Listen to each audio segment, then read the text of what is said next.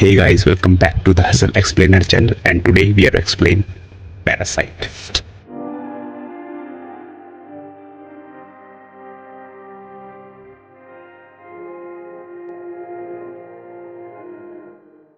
कहानी की शुरुआत में हम देखते हैं सोल के एक छोटे से तहखाने जैसा अपार्टमेंट में किम परिवार अपनी जिंदगी गुजारने की पूरी कोशिश कर रही थी। पिता कीटेक, माँ चुंगसूक, बेटी कीवू और बेटा कीजुंग। क्योंकि उनकी आर्थिक स्थिति खराब थी, वे अपना घर चलाने के लिए पिज्जा बॉक्स बनाते थे और किसी तरह गुजारा करने की कोशिश कर रहे थे। लेकिन यह नौकरी घर का खर्च चलाने के लिए काफी नहीं थी। छोटी छोटी चीजों के लिए उन्हें संघर्ष करना पड़ता था। वह इतने मजबूर हैं कि वाईफाई चुराने के लिए बाथरूम की खिड़की के पास अपने फोन इस्तेमाल करते हैं, या फिर अपने घर की खिड़कियां खुली छोड़ देते हैं ताकि कीटनाशक का जहरीला धुआं अंदर आ सके और कीड़ों से छुटकारा मिले, भले ही उन्हें खुद धुएं में सांस लेना पड़े। फिर एक दिन कीवू का दोस्त, जो उसके साथ यूनिवर्सिटी में पढ़ता था, उनके घर पर आता है। वो कीवू को एक पत्थर देता है और कहता है कि मेरे दादा ने यह तुम्हारे लिए भेजा है। आमतौर पर उस पत्थर को बहुत खास समझा जाता था और उसके बारे में यह ख्याल था कि जिसके पास भी वो पत्थर होता है उससे खुशियां और संपत्ति की प्राप्ति होती है। फिर दोनों बैठकर बातें करते हैं और कीजुंग अपने दोस्त को अपनी फाइनेंशियल हालत के बारे में बताता है। तब उसका दोस्त उसे कहता है कि मैं हायर स्टडी के लिए बाहर जा रहा हूँ, तो जिस लड़की को मैं ट्यूशन पढ़ाता था तुम उसे इंग्लिश पढ़ा सकते हो, जो कि बहुत अमीर परिवार की बेटी है। तब की वो कहता है कि मेरे पास तो कॉलेज की डिग्री भी नहीं है, वो लोग मुझे काम क्यों देंगे। तब उसका दोस्त कहता है सेना में रहने और 4 बार यूनिवर्सिटी एंट्रेंस एग्जाम देने के कारण तुम्हें अच्छी अंग्रेजी आती है और तुम्हारी बहन की झुंग दस्तावेजों में हेराफेरी करके फेक यूनिवर्सिटी डिग्री बना सकती है, क्योंकि वह फोटोशॉप में माहिर है। वे लोग बहुत सीधे साधे हैं, वह तुम्हारे डॉक्यूमेंट बारीकी से चेक नहीं करेंगे और इसलिए मेरा सिफारिश ही काफी होगा। फिर फेक डिग्री और सारे डॉक्यूमेंट रेडी करने के बाद अपने सबसे अच्छे कपड़े पहनकर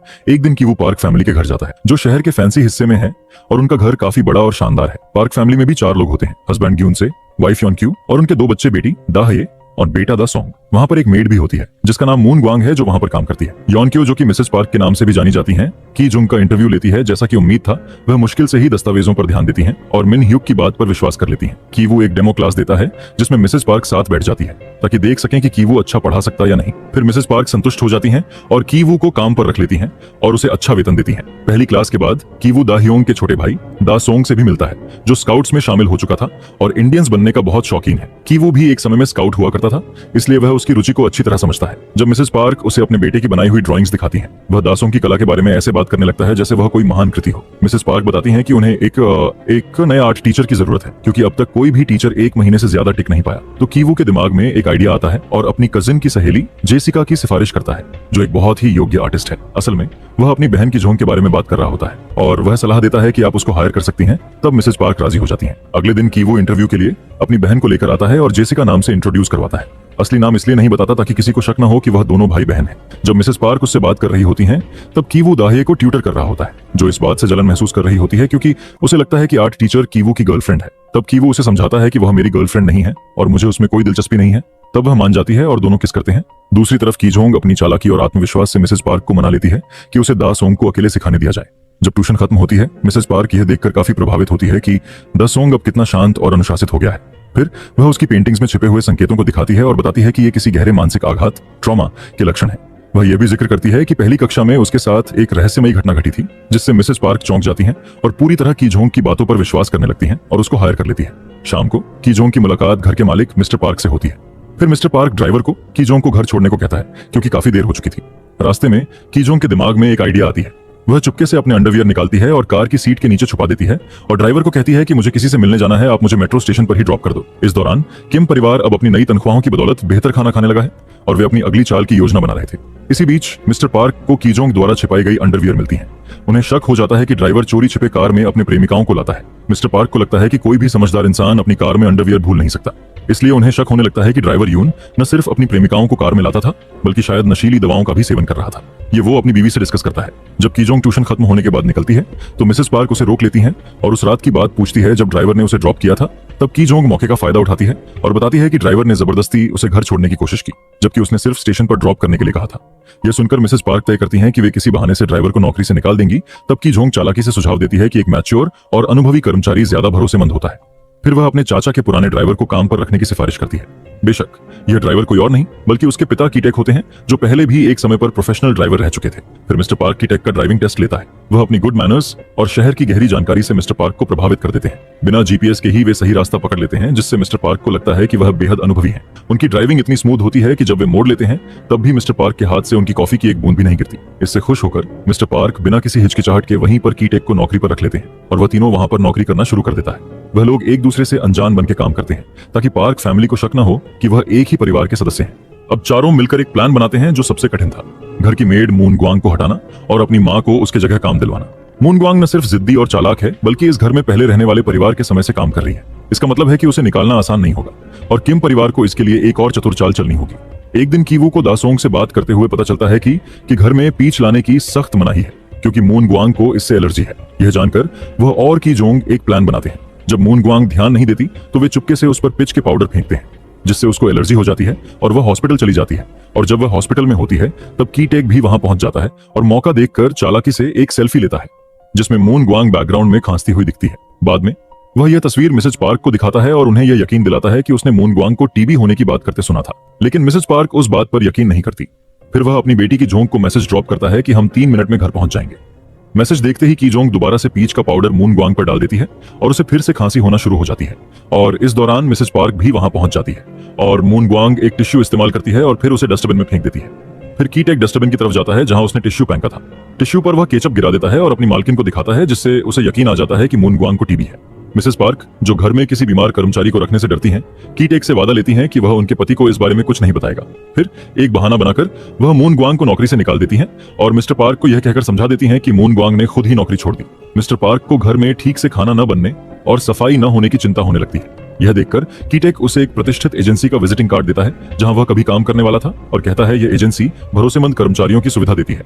लेकिन असल में यह भी किम परिवार की एक और चाल होती है। कार्ड पर दिया गया फोन नंबर असल में की जोंग ने इसी मकसद के लिए लिया था।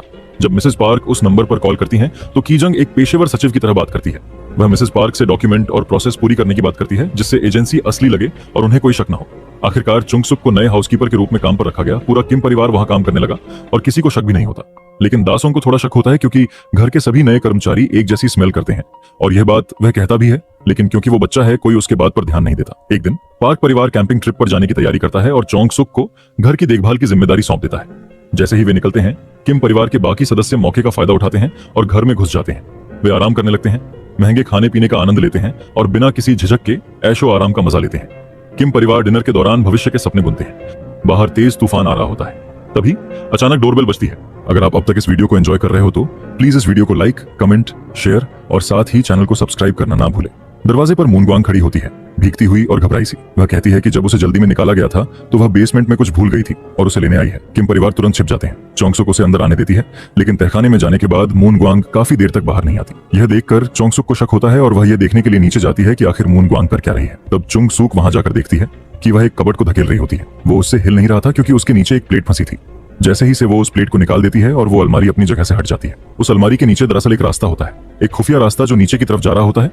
चुंगसुक वहां पर चली जाती है और देखती है वहां पर एक आदमी है। दरअसल वह मून ग्वांग का हस्बैंड था। उसने उसे यहाँ पर तकरीबन 4.5 साल से छुपा कर रखा है क्योंकि उसके ऊपर बहुत कर्ज है जिसको अगर वह नहीं उतारेगा तो लोग उसे मार देंगे। जब पिछले मालिक ने बेचने के लिए घर खाली किया था तब मून ग्वांग उसे वहां छुपा देती है। पार्क परिवार को कभी इस बंकर के बारे में पता ही नहीं चला। फिर वह चुंगसुक को कहती है कि तुम हफ्ते में एक बार मेरे हस्बैंड को खाना दे दिया करो और इसके बदले मैं तुम्हें पैसे दूंगी। चुंगसुक इनकार कर देती है और पुलिस को कॉल करने लगती है, जिस पर वो औरत काफी मिन्नतें करती है। किम परिवार के सदस्य जो छिपकर यह सब सुन रहे थे, अचानक उनमें से किसी का पांव स्लिप होता है और तीनों सामने आकर गिर जाते हैं। यह सुनहरी मौका पाकर मून ग्वांग तुरंत अपना फोन निकालती है और रिकॉर्डिंग शुरू कर देती है जिसमें किम परिवार के सदस्य एक दूसरे को पारिवारिक नामों से बुलाते हुए कैद हो जाते हैं। उनकी चालाकी पगडीडी दही जाती है। मून ग्वांग ये वीडियो घर की मालकिन को दिखाने की धमकी देने लगती है और तब चुंगसुक उसे काफी मिन्नतें कर रही होती है। इसके बाद वे सब ऊपर जाते हैं। किम परिवार को हाथ ऊपर कर झुककर बैठने पर मजबूर कर दिया जाता है जबकि मून ग्वांग और उसका हस्बैंड घर का मजा लेने लगते हैं। अचानक चारों उन दोनों पर हमला कर देता है और उनसे मोबाइल छीनकर वीडियो को डिलीट कर देते हैं। उन लोगों की आपस में लड़ाई हो रही होती है कि तभी अचानक से घर की टेलीफोन की घंटी बजती है। चुंगसुक फोन उठाती है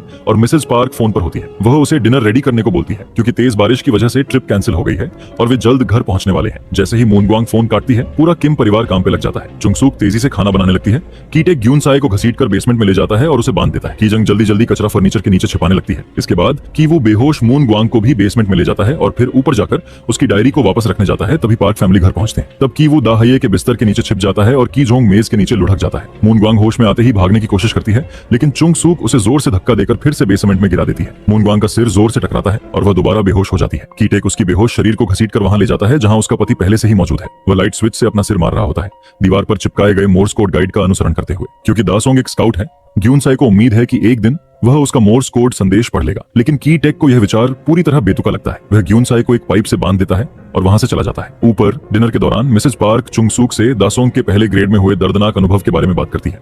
वह बताती है कि एक रात दासोंग अपना जन्मदिन का केक चुराने के लिए चुपके से किचन में गया था, लेकिन तभी उसने बेसमेंट से एक भूत को बाहर आते देखा, जो असल में ग्यूनसाई था। इस डरावने दृश्य ने दासोंग को इतना झकझोर दिया कि उसे दौरे पड़ने लगे और उसके मुंह से झाग निकलने लगा। यही वजह है कि तब से वह थेरेपी पर जा रहा है और उसके माता पिता हर साल उसके जन्मदिन पर घर से बाहर रहते हैं। इसी बीच कीवू बिस्तर के नीचे छिपा होता है और दासोंग का डॉग लगभग उसे देख ही लेता है, लेकिन सौभाग्य से वह अपने डॉग को उठाकर ले जाती है और बिस्तर के नीचे नहीं दिखती। मिस्टर एंड मिसेस पार्क अपने बेडरूम में चले जाते हैं।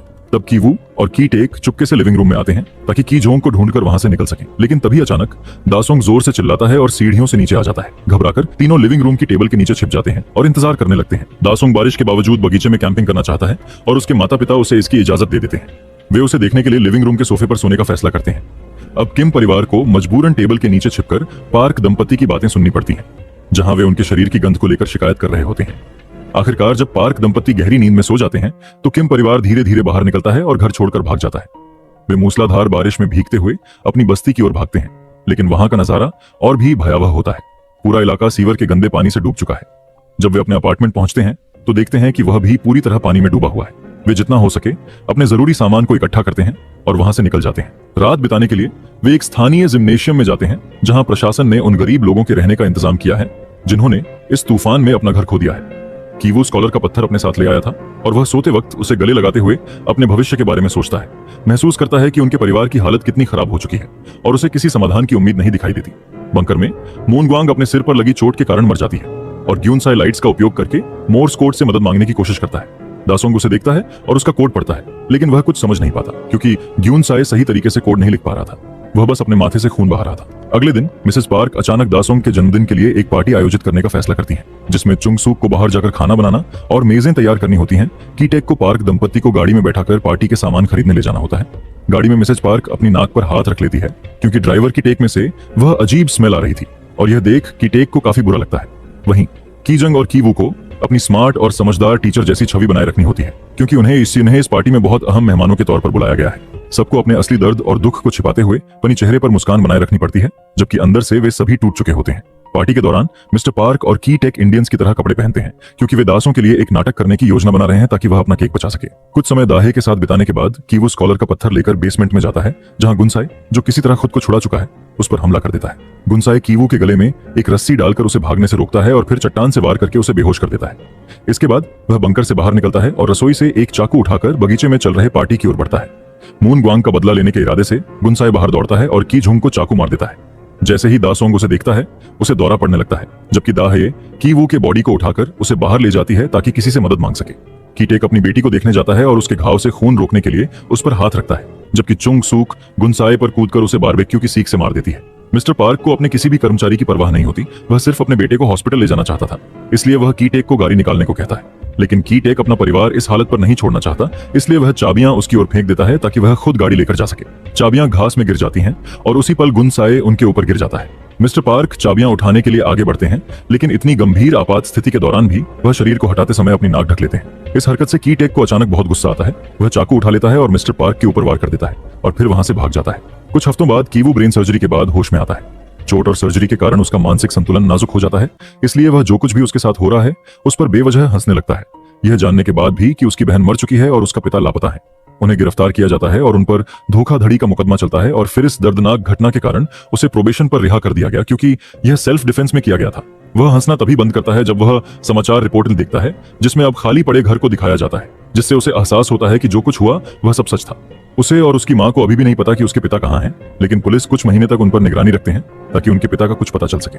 महीनों बाद जब पुलिस उनका पीछा करना छोड़ देती है, कीवू पहाड़ पर चढ़कर पार्क परिवार के पुराने घर को देखता है, जिसे अब एक जर्मन परिवार ने खरीद लिया है। तभी कीवू नोटिस करता है कि कोई मोर्स कोड में लाइट के जरिए संदेश भेज रहा है। यह और कोई नहीं बल्कि उसका पिता था, जो अपने मालिक को मारने के बाद बंकर पर आकर छिप गया था। उसने मूनग्वांग को पीछे दफना दिया और हर रात रसोई से खाना चुराकर जीवित रहा। वह हर दिन मोर्स कोड में संदेश भेजता रहा, इस उम्मीद में कि उसका बेटा कभी उन्हें देख सके। अपने पुराने अपार्टमेंट में, जहां वह अभी भी अपनी मां के साथ रहता है, कीवू अपने पिता के लिए एक पत्र लिखता है, जिसमें वह वादा करता है कि वह कड़ी मेहनत करेगा और इतना पैसा कमाएगा कि एक दिन वह घर खरीद सके और अपने पिता से दोबारा मिल सके। लेकिन ऐसा कुछ भी हकीकत में नहीं होता, बल्कि यह सब उसकी सोच थी। और यहीं पर कहानी खत्म हो जाती है।